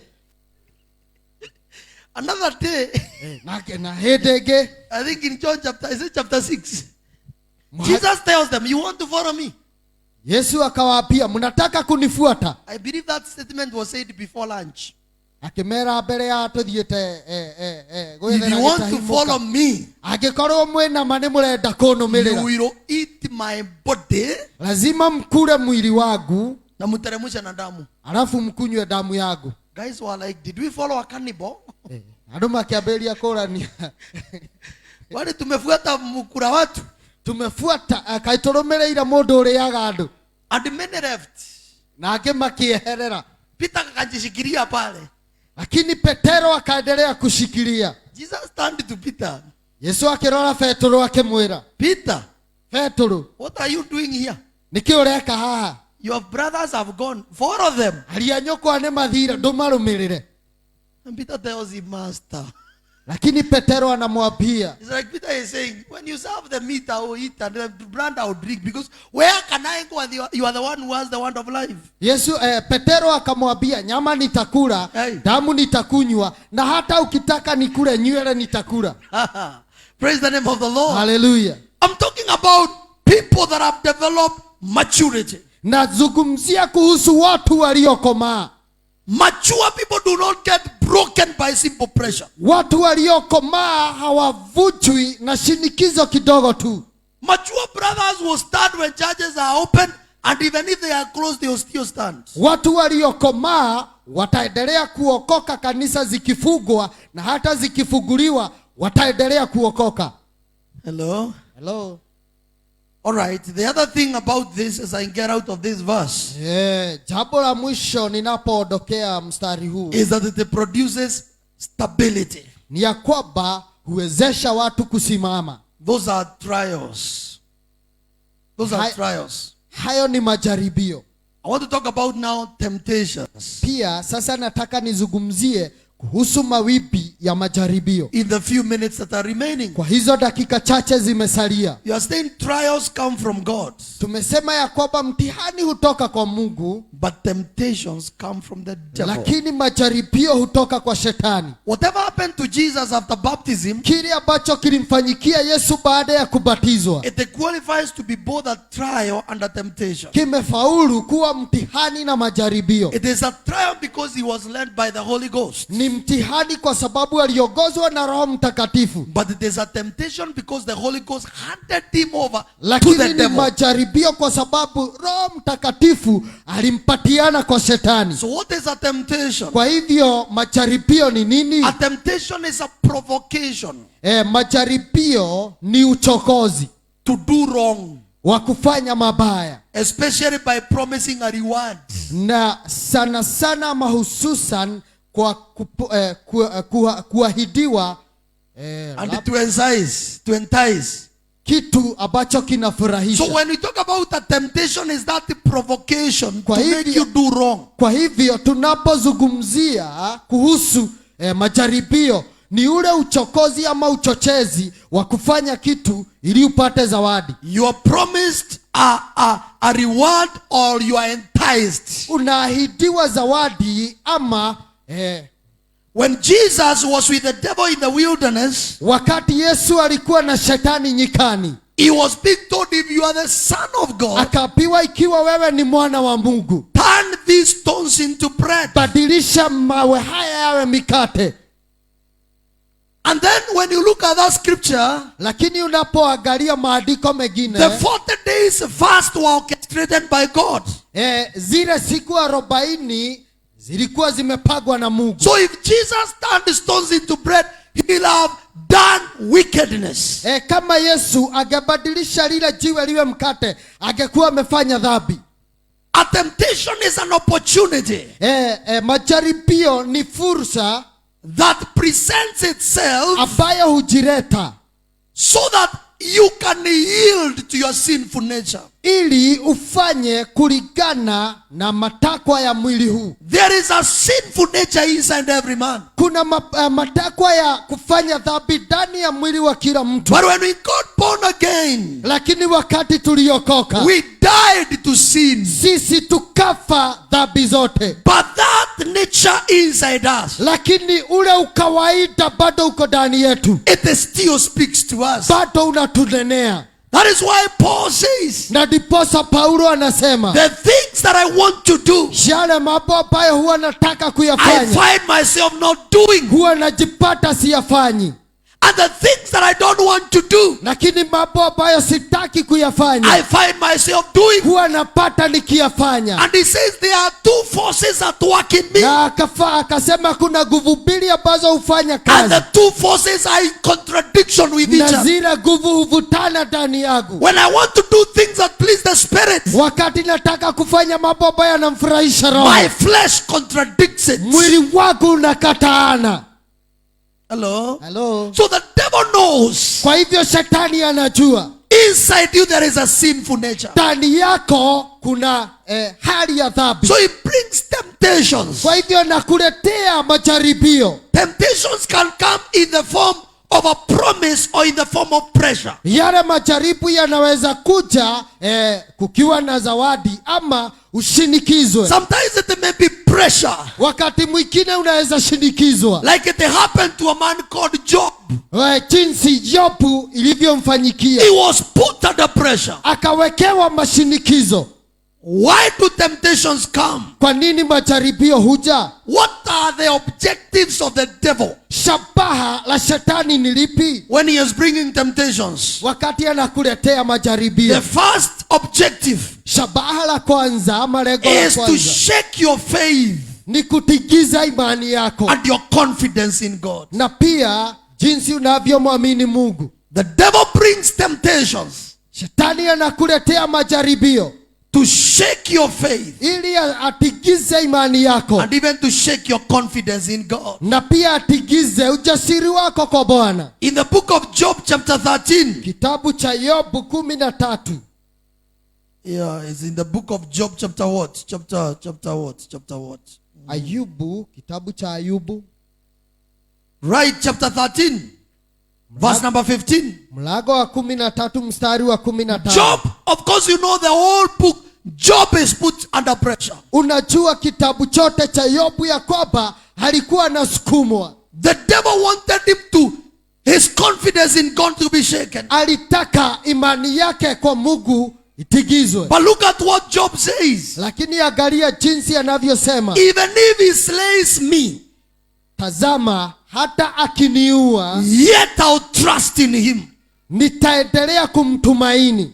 Even so I'll defend my own ways before him. Ila hata hivyo nitaidhibitisha njia yangu mbele yake. Job reached a point because he was mature enough. Ayubu akafika mahali maana alikuwa amekomaa. Kasema hata pressure ikuwe nyingi. Akiugona mwadidekeleria. Hata ni kama alikuwa anaambia Mungu hata hujamalizana na mimi. Era gai ona gutiri undu unjikite. Watoto wangu umekubali waondoke mbando. Ciana ciakwa igikuwa igithira na ndire ndireherera. Mwili wangu umekaa kama scales. Mwili wakwa uyo ira ironda wothe. Ayubu alikuwa anajikuna, nyama zinatoka zinamwagika. Ayubu ethwaga uguo nyama ikambĩrĩria gũitĩka. Mpaka maandiko inasema alijikuna. Maandiko makauga akinyire handũ agĩthwa. Akafika mahali vidole na kucha zikachoka. Nginya ndwara cia moko ikĩnoga nĩ gwĩthwa. Akaenda akakata a piece of a pot. Agĩthiĩ agĩetha gĩcunjĩ kĩa nyũngũ. That is what he used to scratch himself. Alikuwa anajikuna kutumia hicho kipande. Mpaka siku moja bibi yake akamhurumia. Nginya rĩmwe mũtumia akĩmũiguĩra tha. Amuuliza muthe, Akĩmũria we, hapa ndipo umefikishana na huyu Mungu wako? haha nĩho mũkinyanĩtie na ũyũ wĩtaga Ngai. Si umutukane ukufe tu. Ndũkĩmũrume ũgĩkue thĩna ũthire. Ayubu akamwambia umeongea vizuri lakini umeongea kama mmoja wa wanawake wajinga. Ayubu akĩmwĩra nĩ waria wega, no waria ta mũtumia ũmwe waria njũĩ akĩgu. He reached a point where we have read. Akafikia mahali ambapo tumesoma. And he tells God, even if you kill me, Akaambia Mungu hata ukiniua, kaburini nitakuja nikiwa nimekuamini. kaburi-inĩ ngoka ngwĩtĩkĩtie. His focus was solid on God. Mtazamo wake haugetigizwa. His confidence in God was stable. Na pia kumwamini Mungu kwake kulikuwa na msimamo. So number one, temptations come to shake, to do what? To shake your faith and confidence in God. Kwa hivyo majaribio huja ili kutigiza imani yako kwa Bwana. Number two, temptations come. Jambo la pili ambalo majaribio huletwa, Very related to the first one, is that temptation come to take your focus and attention from God huwa zinakuja kukuondolea mtazamo wako kwa Mungu and place it on circumstances. na inauelekeza kwa mazingira ama mambo So yaliyokuzingira. majaribu huja Hĩndĩ ĩrĩa magerio mokĩte, ndio iondoe mwelekeo na mtazamo wako nigetha cieherie mwerekera waku kũrĩ Ngai. kutoka kwa Mungu, Cieherie mwerekera waku kũrĩ Ngai, uanze kutazama yaliyokuzunguka. nigetha wambĩrĩrie kũrora marĩa magũthiũrũrũkĩirie. Unafika mahali katika maisha Ũgakinya handũ mũtũrĩre-inĩ, unaanza kuona yaliyokuzunguka yakiwa makubwa kushinda Mungu aliyekuita. ũkambĩrĩria kuona marĩa makũrigicĩirie nĩ manene kũrĩ Ngai. Unaanza kutafuta alternatives. Ũkambĩrĩria gwetha njĩra ingĩ. Kwa nini unafikiria Wakristo waliookoka, Wĩciragia Kristiano mahonokire nĩkĩ? Wakristo ambao wameokoka, kwa nini wengine huwa wanaenda kwa waganga na manabii wa uongo? Nĩkĩ gĩtũmaga Akristiano amwe ahonoku magathiĩ gwa Kabuere na Dr. Mukisa? I have preached in this nation in several parts. Nehunjĩtie bũrũri ũyũ mĩena na mĩena. One day I went to preach in a certain town in this Kenya. Kuna mji fulani nilienda kuhubiri nchini Kenya. And I visited the house of a muganga, mkubwa wa hiyo mji. Na agĩcerera mũrogi ũmwe mũnene wa arogi othe itũũra And I rĩu. went to preach the gospel to him, Na nikaenda kumhubiria. telling him you repent or die. Nikamwambia utubu ama ukufe. Akaingia na hapo ndani, Akaingira na hau thĩinĩ. akatoka akiwa ameshika tai kama hii. Agĩũka anyitĩte tai. Akaniambia mhubiri, I was a young man that time. Akĩnjĩra we mũndũ ũyũ tondũ hĩndĩ ĩyo ndarĩ mũnini. Hii tai unaona nimeshika hivi, Tai ĩno ũrona anyitĩte ũũ. ililetwa kwangu na mhubiri kama wewe. Yarehirwo nĩ mũhunjio tawe. Ndio nimsaidie kwa sababu aligundua Mungu wake hana nguvu kuniliko. Nigetha ndĩmũteithie tondũ akinyire handũ akĩona Ngai wake ndarĩ na hinya ta niĩ. Niĩ ndĩ mbazo. Seeking for alternatives. Ni kutafuta njia mbadala. Wakristo wengi Sunday wa kanisani wakiombewa, Akristiano aingĩ kanitha-inĩ mahoerwo. but on Tuesday wako kwa mahali kwingine. Mũthenya wa kerĩ ũgĩkinya nĩ mathire gwetha ũteithio kũngĩ. May God help us, church, Wacha Mungu atusaidie kanisa. that we don't have alternatives in this life. Tusitafute njia mbadala maishani. Praise the Lord. Bwana Yesu apewe sifa. Fikiria kwa Mungu, ambie Mungu ni sawa, sio kuzuri, lakini nitasimama kwako. Thiĩ na mbere na kwĩnyitĩrĩra harĩ Ngai ũmwĩre Ngai ona akorwo ti kwega haha ndikwehera. Sema kama Jeremia, ni sawa Mungu, naona ni kama ulinipiga chenga ukanidanganya, lakini ni sawa tu. Ũthiĩ uge ta Jeremia, Ngai ndĩrona ta harĩ handũ handwarire mũthiũrũrũko no nĩ sawa ndikwehera haha. I like preaching to people reality of life, Napenda kuwahubiria watu uhalisia wa maisha so that I don't raise emotional believers. ili nisinue watu ambao wanatawaliwa na People mawazo. who will curse God when things are not okay. Watu ambao watalaani Mungu wakati mambo yameharibika. Somebody say hallelujah. Mtu aseme haleluya. Praise the name of the living Bwana God. Yesu apewe sifa. I want to raise people like Job, and I'm not saying what happened to Job will happen to you. Nataka kuwalea watu kimo cha Ayubu, lakini sisemi yale ambayo yalimfanyikia Look atakufanyikia. at verse number 9 of Job chapter 2. Angalia kitabu cha Ayubu wa pili mstari wa 9. Give us Job chapter 2. Tupe kitabu I cha want us to Ayubu. read that verse ile nimekuwa tu ya the wife of Job. Kitabu cha Ayubu tusome hayo maneno ya mke wa Ayubu. His wife said to him, Bibi yake akamwambia. okay, wacha tuanze kutoka mstari wa 7 ndio tuelewe. I'm finishing. Twambĩrĩrie mũhari wa mũgwanja ngĩrĩkia. Satan went out from the presence of the Lord Basi shetani akatoka mbele za uso wa Bwana. and struck Job with painful boils. Akampiga Ayubu na majipu mabaya. From the sole of his feet to the crown of his head. Taguwayo wa mguu hata utosi wa kichwa. He took for himself a potsherd with which he scraped himself while he sat in the midst of the ashes. Naye akashika kigae cha kujikunia akaketi majivuni. He was sitting on the ashes, Alikuwa na keti majivuni using a potsherd. akitumia kigae. And the wife pitied him. Na bibie akamhurumia. And the wife said to him, Na bibie akamwambia, do you still hold fast to your integrity? je, wewe hata sasa washikamana na utimilifu wako? Curse God and die. Umkufuru Mungu ukafe. Verse number 10, he said, Mstari wa 9 Biblia inasema, he said to her, you speak as one of the foolish women speaks. lakini yeye akamwambia, wewe wanena kama mmoja wa hao wanawake wapumbavu. Shall we accept only good from God, and shall we not accept adversity? Je, tupate mema mkononi mwa Mungu nasi tusipate mabaya? In all this, Katika mambo hayo yote Job Ayubu never sinned with his lips. hakufanya dhambi kwa midomo yake. He decided he is not looking for alternatives. Akaamua hata tafuta njia mbadala. I'm looking for believers Ninatafuta waumini, who shall be in the storm. watu ambao watakuwa ndani ya mawimbi. The ship is almost sinking. meli karibu inazama, but they'll still be blessing the Lord. lakini bado wataendelea kumsifu Bwana.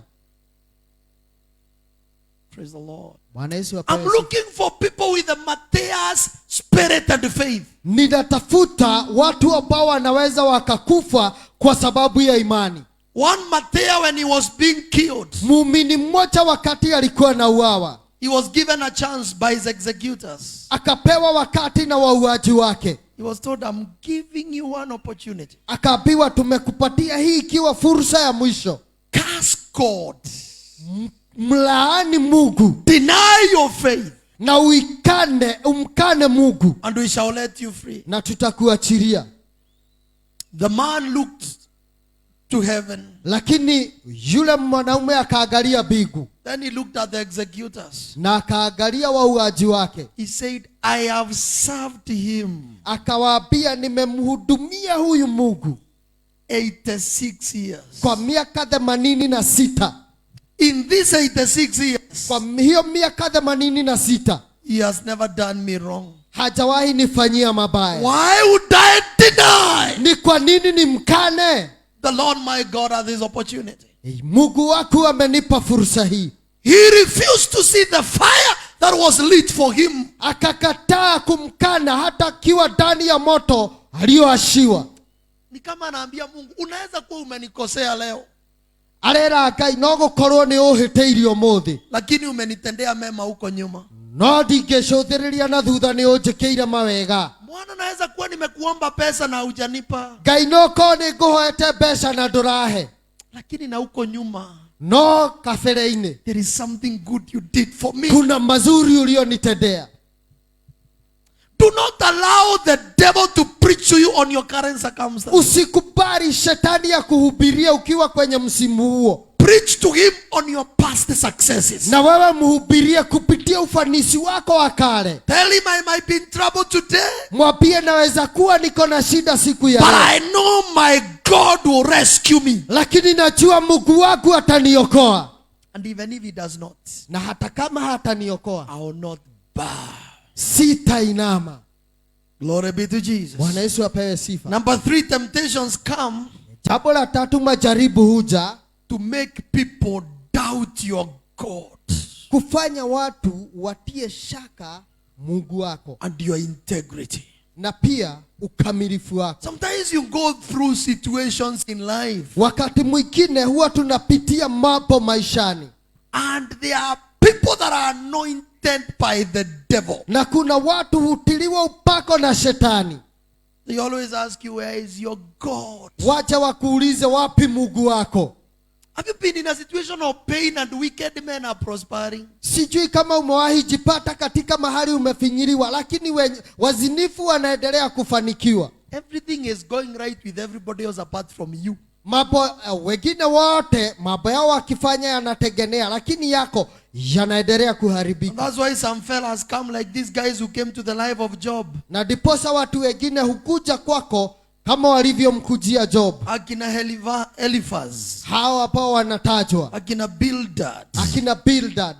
They came to mock Job. Mageuka kuagithia Ayubu hinya. And they are asking Job, Wanakuja wanamuuliza Ayubu. surely. Okay, let's read Job chapter 4. Wacha tusome kwenye kitabu cha Ayubu mlango wa 4. Verse number 1, 2 and 3. Okay, up to nitasoma mpaka mstari hapo mbele kidogo. Ayubu 4. Eliphaz the Temite answered and saying to him, Ndipo huyo Elifazi Mtemani akajibu na kusema, Mutemani view. Mutemani. Hallelujah. Temazi Mutemani. Hallelujah. Elifazi Mutemani. Hallelujah. Elifazi Mutemani. Akakuja kutema Job. Yani kumutema tu. Agĩũka kũmũtema o ũrĩa ũtemagwo nĩ ũcio mũriganĩtie na hau This itũũra-inĩ. Temite. Ahanaga termite kamũthũa. If anyone attempts a word with you, will you become wary? Ndivyo anamuuliza. Mungu akijaribu kuzungumza nawe, je, utaona ni vibaya? Who can withhold himself from speaking? Lakini nani awezaye kujizuia asinene? Look at the utemani sasa. Surely Job, Rora Mutemani haha akamwĩra, we Ayubu, you have strength, you have instructed many Wewe umewafunza watu wengi, You have strengthened the weak hands. nawe umetia nguvu mikono iliyokuwa minyonge. Your ones have upheld him who was stumbling, Maneno yako yamemtegemeza huyo aliyekuwa naaguka, and you have strengthened the feeble knees. nawe umeyaimarisha magoti manyonge. But look now, Job, Lakini sasa it has come upon you. haya yamekufikia wewe. You are now the one who is weary. Rĩu we niwe ũtarĩ na hinya, If it touches you and you are troubled, nawe wafa moyo, yamekuguza nawe wafadhaika. is not your reference your confidence? Je, dini yako sio mataraja yako? Imagine. And the integrity of your ways, your hope. Na ukamilifu wako na jinsi unavyosimama, wapi tumaini lako? Verse number 7 amuuliza Job, Mstari wa 7 anamuuliza, who perishes when he is innocent? ni nani aliyeangamia akiwa hana hatia? Where were the upright ever cut off? Au hao waelekevu walikatiliwa bali wapi? Anamuuliza Ayubu, hii mambo imekukuta? Akamuulia, we Ayubu, tawe thuthuria maundu maya magukorete ri? Umewahi ona ikikuta mtu ana dhambi? Uliona mundu ungi akihara utari na mehia? Umewahi ona mtu ameweka biashara ikaisha kama hakuna kadhambi ametenda mahali? Uliona mundu ungi uigite biashara igathira atehitie Ngai handu? Ushawahi ona mtu anapata kiugonjwa hiki uko nacho kama hajatenda dhambi? Uliona mirimu ino urarwara maronda maya uragia tawituirie kwanyu mucii? Chunguza ile dhambi umetenda. Tawituirie niki wikanite na Ngai waku? Imagine, that's how the Temanite was temaring this guy. Hivyo ndivyo shetani alikuwa anatumia huyu mtu. Anamuuliza, dini yako si ndio inafaa kupea confidence? Kwa nini ikupei confidence? Akamuulia, witikio waku githe tiguo wagiriire gukuhe umiriru? Akuuliza, wewe ulijifanya mjinga, uwezi toa nini? You cannot bribe to get a job. Watu walibribe wakapata kazi zaidi, wanakupea kibarua. Ugitua hau ati ndungihakana nigetha uheo wira, riu ni murabutirwo kiinuke nukira maitu guo. That is how they talk. Uguo niguo Praise the name mara. of the Lord. Bwana Yesu apewe sifa. But I thank God because of this man called Job. Lakini namshukuru Bwana kwa sababu ya Ayubu. Even in all this, Hata baada ya haya yote he never cursed God. hakumlaani Mungu. He never allowed them to downplay him. Hakuruhusu watu wamshushe.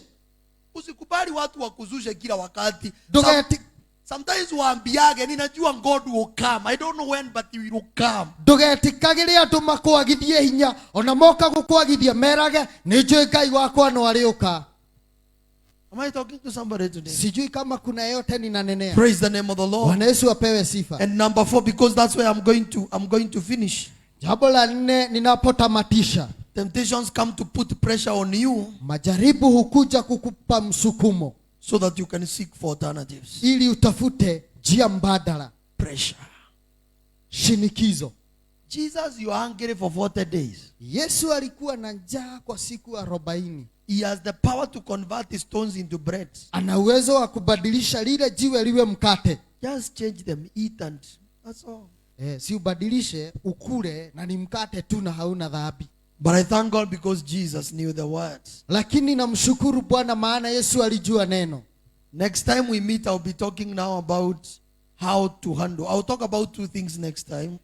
Wakati huo mwingine tutakapopatana nitazungumzia mambo mawili. One, I'll talk about distinguishing trials from temptations, Nitazungumza kuhusu kutofautisha mitihani na so majaribio, that you don't take temptations as trials or trials as temptations. ili usichukulie mitihani kama majaribio na majaribio kama mitihani. Because when temptations come, you should rebuke the devil. Kwa sababu majaribio yanapokuja mkemee shetani. But when trials come, you cooperate with God. Lakini mitihani unapaswa kushirikiana na Bwana. So when you realize the distinction, Kwa hivyo unapogundua tofauti, it is going to inform your approach. itakuwezesha ni njia gani utakayochukua. Then I'm also going to be talking about how now to deal with trials and to deal with temptations. Na pia nitazungumzia jinsi ya kushughulikia majaribio na mitihani. That is for the next time because I can't preach forever. Hiyo ni wakati huo mwingine maana hatutahubiri daima. But I want us to pray that we may finish this service. Lakini naomba ili tutamatishe hii ibada. I just felt the Lord putting me to tell people don't be under pressure. Jesus is in control. Nimehisi Roho akiniambia niwaambie msiwe na msukumo wote. Roho anatawala. I want us to stand up on our feet Naomba tusimame kwa miguu yetu in the name of Jesus. katika jina la Yesu. Why did I come to minister this? Kwa nini nimekuja kuhubiri hii injili? In the spirit, Ndani ya roho I saw a lot of instability among believers of this church. niliona kukiwa na misukumo mingi katika maisha ya waumini wa hili kanisa. A lot of instability and restlessness. Kusubuliwa na kusukumwa na kukosa pumziko. I didn't know why I was seeing that. That was around 3 weeks ago or so. Sijui kwa nini nilionyeshwa haya, ni kama majuma matatu yaliyopita. Then after a week, somebody in this church also Then baada ya juma moja mtu wa kanisa hili came to me and shared something that she had seen in the spirit. akaja na akashiriki nami jambo ambalo walikuwa wameliona ndani ya roho. I didn't tell the person that it was a confirmation. Na nikaona ni kama jambo hilo limetiwa muhuri, gawa sikumwambia. There was a lot of restlessness in the spirit. Nikaona kukosa pumziko ndani ya roho. People are worried from every corner. Watu wameshtuka kutoka kila mahali. That's why on Sunday I talked about wading through uncertainties. Na diposa Jumapili nikawahubiria kupenya kupitia shaka zote. Because the journey of uncertainty is not a walk, it's a wade. Maana safari yenye shaka si ya kutembea, lakini ni ya kupenya. And today I felt like talking about trials and temptations. Lakini leo nikasikia ninene kuhusu majaribio na mitihani. And today I want to make a prayer in the name of Jesus. Na leo nataka kuomba katika jina la Yesu. That the Spirit of God was with Jesus in the wilderness. Yakoba Roho Mtakatifu aliyekuwa na Yesu nyikani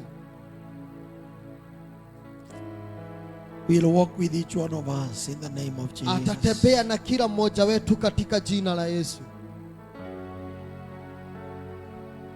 I pray for you today in the name of Jesus. Ninawaombea leo katika jina la Yesu. None of you get crushed on the way. Hakuna yeyote wetu atakayevunjwa kwenye hii safari. Jesus told Peter, Yesu akamwambia Petero, Petero, Satan has asked permission to sift you like wheat. Shetani ameniomba ruhusa akupeperushe kama upepo. My addition is like Jesus tells Peter, I have permitted him. Na mimi kama Yesu Petero jinsi Yesu alivyoambia Petero, nimemruhusu. That's my addition. It's like I have allowed him. Huko ni kuongeza kwangu, ni kama nimemruhusu. Because Jesus is telling Peter, don't fear, Peter. Maana Yesu anaambia Petero, usiogope. I have prayed for you. Nimekuombea.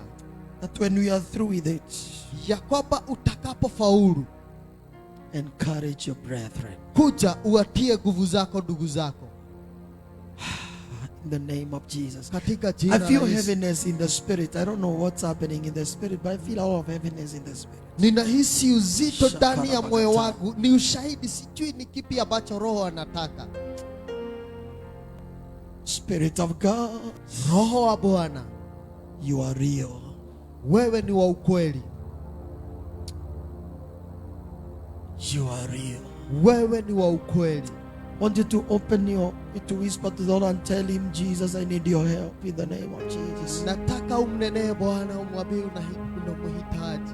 Just tell him, I need your help in the name of Jesus. Umwambie unahitaji msaada wake katika jina la Yesu. Every spirit of heaviness, Roho wowote wa uzito, every spirit of heaviness, na pia roho wowote wa uzito, Rashata katalabo kantari balaboza.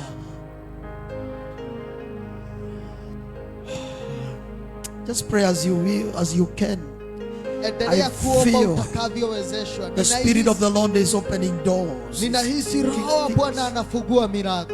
Anyone who has been through the wilderness, I pray in the name of Jesus. Yeyote ambaye anapitia nyikani, ninaomba katika jina May la the Yesu. Spirit of the Lord give you a way out in the name of the Lord. Wacha Roho wa Bwana akupe njia ya kutoka katika jina la Yesu. A time comes in the life of a believer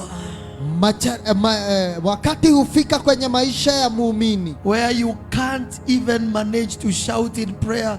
You just whisper because no strength is left within. ambapo hata huwezi ukaisema kwa sauti kwa sababu hata nguvu imeisha. I hear the Spirit of the Lord saying, your whispers that are in His throne of grace. Ninahisi Roho wa Bwana akisema minong'ono yenu natoa sauti ya juu zaidi.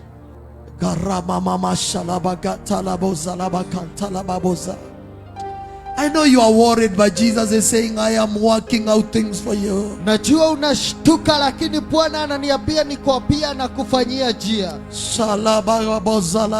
Just pour your heart to Him right now. Endelea kuitoa roho yako kwa Bwana. Pour your spirit to Him today in the name of Jesus. Itoe roho yako kwa Bwana sahi katika jina la Yesu. He gave you ears because He can hear.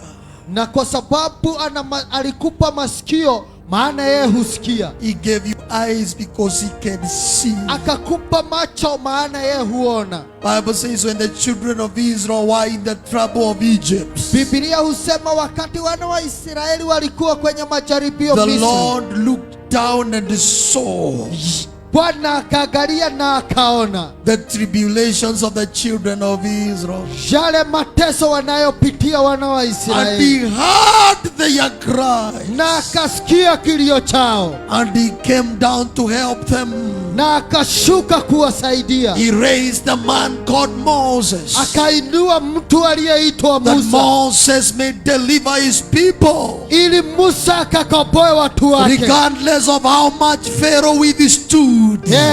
bila kujali nguvu zilizokuwa na Farao. Moses, under the anointing of the Lord, Musa kupitia upako wa Bwana, he saw it on Pharaoh. The Lord Almighty says, akamwambia Farao, Bwana mwenye nguvu the anasema, great I am says, yule Mungu mkuu anasema, let my people go. wacha watu wako waende. I am standing as a prophet on God on this altar. Ninasimama kama na manabii wa Bwana kwenye I speak to madhabahu, every spirit of bondage na ninanenea roho yote ya utumwa by the voice of the great I am. kupitia nguvu za mwenye nguvu. Let God's people free. Wacha watu wa Bwana wakawe huru. Every cry of oppression, Kilio chochote cha I kufinyika, declare today, ninatangaza siku ya may leo, the Lord Almighty wacha Bwana mwenye nguvu deliver you by His mighty hand. akakukomboa kupitia mkono I wake wenye invoke the nguvu. power in the mighty hand of God. Ninachukua nguvu na mamlaka kwa Bwana, I snatch you from that fire in the name of the Lord. na ninakukomboa kutoka kwa huo moto.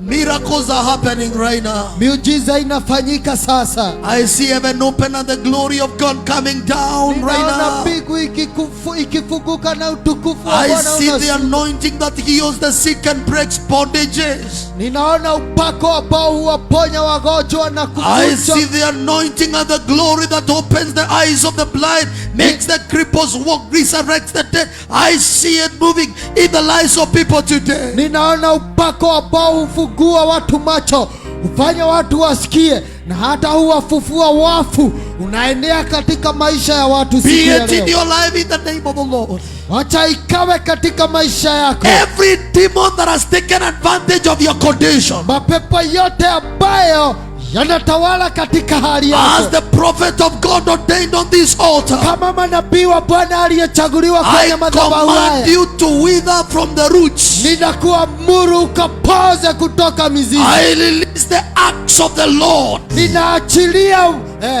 I cut down every tree that the Lord has not planted in your na life. ninakata miti yote maishani mwako ambayo haijapandwa na Bwana. Anything that is happening in your life that is not ordained of God, I command it in the name of Jesus to wither. Yale yote yanayokufanyikia maishani na hayakuratibiwa na Bwana, ninayaachilia yaoze katika jina la Yesu. Every door the devil has closed in your life, I open it by force in the name of Jesus. Milango yote ambayo shetani amefunga maishani, ninaifungua kwa nguvu katika jina la Yesu. By the fire of God and the thrust of the Holy Ghost, I declare today, may there be deliverance to the people of God. Kupitia moto wa Bwana, ninasema kukawe na ukombozi wa watu wake katika jina la Yesu. May your spirit experience freedom again. Wacha roho wako ukafurahia uhuru tena.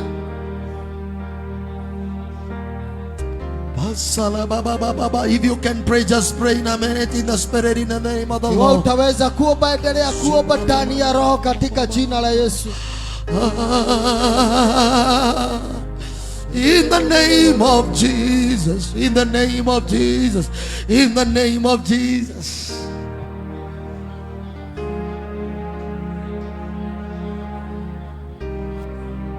May the Lord restore your hope in the name of Jesus. Wacha Bwana kabariki tumaini lako. You shall live again. Utaishi tena. You shall rejoice again. Utafurahia tena. In the name of Jesus. Katika jina la Yesu.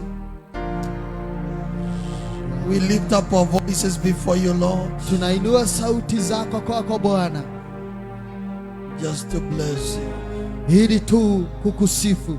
Every demonic spell Na laana yoyote ya shetani released in your family, ambayo imeachiliwa katika maisha ya familia yenu, I command it in the name of Jesus. ninaiamuru katika jina la Yesu. By the finished work of Jesus, Kupitia kazi iliyokamilika ya Yesu, may your family receive a relief.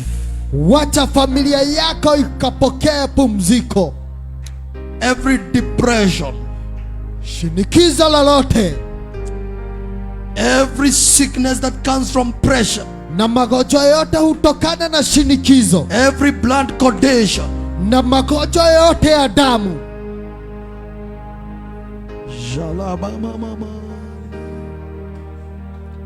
yeah. These things is the Lord who does them. It is the Lord at work, ni Mungu anafanya kazi and He is working in your life. na anafanyia maisha yako kazi. Father, in the name of Jesus, I ask you Baba, katika jina la Yesu ninakuomba that after I am done with these people, ya kwamba ninapomalizana na hawa watu wako, follow them individually wafuatilie kila mtu binafsi and solve their puzzles. na usuluhishe hayo matatizo maishani. Remove confusion from their lives Waondolee kuchanganyikiwa kwao maishani and give them grace to serve you. na uwape neema ya kukutumikia. We love you, Jesus, Tunakupenda Yesu and we honor you because you are good. na tunakuheshimu maana wewe ni mwema. In Jesus' name, Katika jina la Yesu. it is well. Ni sawa kwako. If you are sick, it is well. Kama ulikuwa mgonjwa, it is well now. Agikorwo uma mũrwaru wĩ mũhonu, That confusion is gone. gutukanĩrwo kũu nĩ kweherete. Somebody here, Kuna mtu hapa, something that happened in the course of the week. kuna kitu ambacho kilimfanyikia katikati ya juma hili. Somebody came and gave you a very bad report concerning your family. Kuna mtu alikuja akakupa ripoti baya zaidi kuhusu familia yako. You and you have been living in fear since Tuesday. Na umekuwa ukiishi na hofu tangu siku ya Jumanne. Even this morning unakaa hivi wondering what next report are you going to receive. Hata asubuhi ya leo ulikuwa unashtuka ni ripoti gani nyingine utakayoipokea. I hear Jesus saying Ninasikia Yesu akisema He is overturning every report of the enemy. anabadilisha ripoti zote za adui. In Jesus' name. katika jina la Yesu. Is somebody here, you are waiting for a result of a test you had took in the course of this week? Kuna mtu ambaye anasubiri matokeo ya mtihani aliyofanya No, a juma hili. test, a medical test. Ya, mtihani wa kiafya ambao ulifanyiwa juma hili. There is a test you underwent and you're waiting for the results. You are to pick them on Friday and something went. You've been told to pick them next week. Kuna uchunguzi wa kiafya ambao ulifanyiwa na ulikuwa unasubiri matokeo siku ya Ijumaa, lakini jambo likafanyika ukaambiwa usubiri. I hear the Lord saying that delay happened so that by that time you get the results, you're going to be totally healed. in Ninasikia Jesus. Yesu akisema kucheleweshwa huko kulifanyika ili utakapoipokea ripoti juma lijalo iwe na tofauti. So we thank you, Holy Ghost. Kwa hivyo tunakushukuru Roho Let's Mtakatifu. appreciate the Holy Spirit. Kwa hivyo tumfurahie Roho Mtakatifu In Jesus' name. katika jina la Yesu. I want us to give our offerings so that we can finish this service. Nataka tutolee sadaka zetu katika jina la Yesu. Just give your offering to the Lord regardless of what you're going through. Tolee sadaka yako bila kujali yale ambayo unayapitia. So I want to pray for the offerings Nataka kuombea sadaka zetu so that once we give our offerings, ili tutakapotoa sadaka zetu, once we give our offerings, from there we shall be able to do a worship, and then that worship is going to end the service. Those who have been watching online, the Lord bless you for being with us. We love you so much. huo wimbo ibada ambao tutakuwa tunauimba utatutoa online. Na wale ambao walikuwa wanatutazama tunawashukuru sana. So you can also participate in giving. Na pia unaweza shiriki kutolea sadaka. Those who are watching or who are here, do you want to give through your phone? The till number is projected there. Wale ambao walikuwa wanatutizama na wale waliokuwa hapa unataka kutolea kupitia M-Pesa, till number imeandikwa So pale. you can give through that, or you can give through your cash. Unaweza tolea kupitia pesa zako taslimu ama kupitia simu. Hold your offering as I pray. Just select your offering well. Ishike sadaka yako ninapoomba.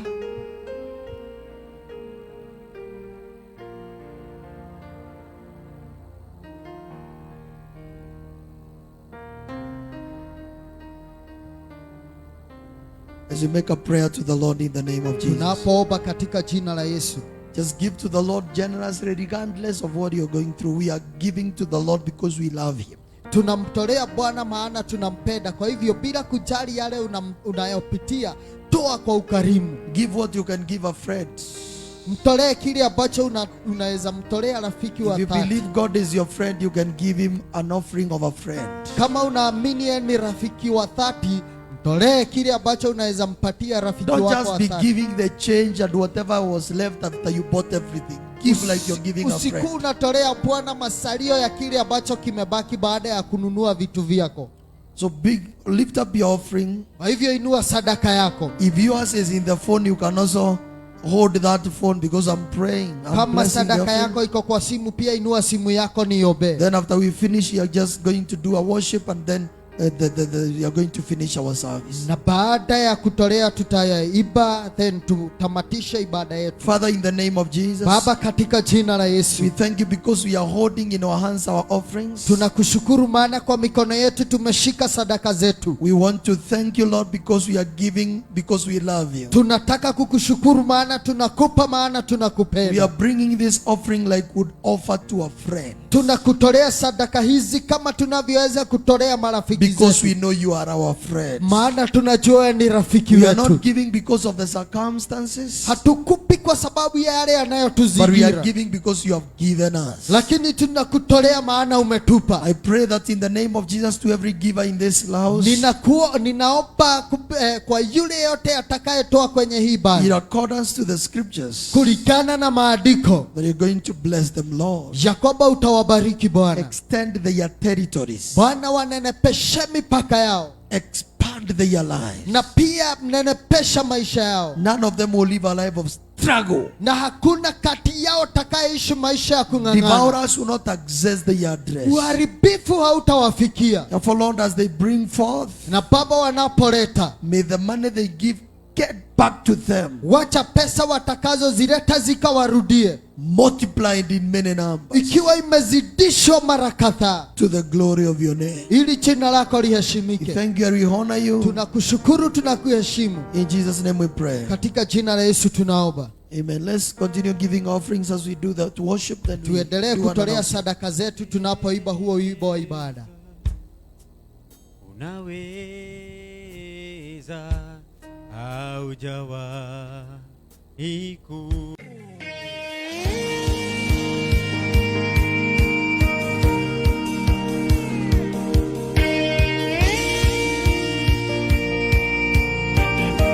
Come on, let's lift our hands in worship. You are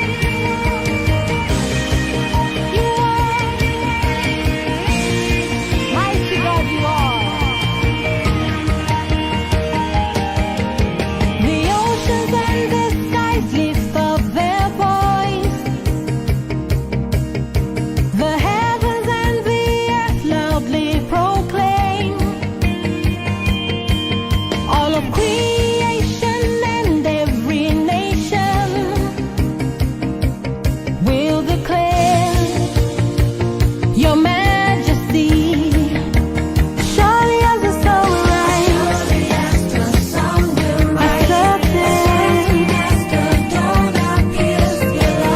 remains,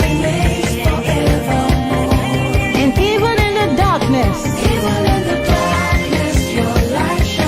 hey, yeah, to come.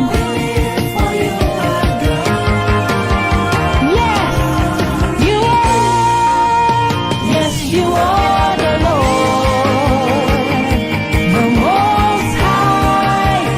Yes, you are the Lord, the Most High. Yes, you are the Lord, the Most High. Yes, you are the Lord, the Most High. The million times I've failed you, oh my God, but your mercy goes beyond all of my flaws. You took the lonely road to Calvary just for me. Your blood washed over me, and now I'm free.